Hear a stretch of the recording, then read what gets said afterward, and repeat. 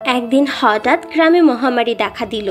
সব গবাদি পশু, হাঁস মুরগি, গরু ছাগল হঠাৎ অসুস্থ হয়ে পড়ল।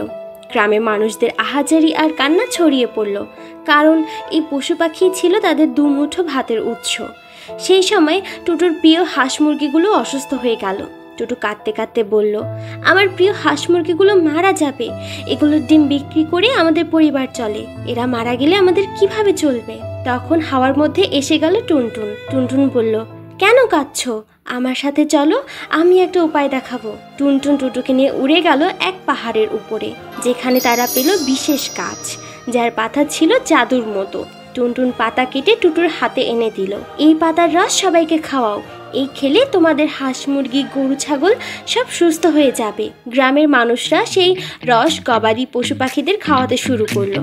কিছুক্ষণের মধ্যেই সব পশু পাখি আবারও দৌড়াতে শুরু করলো।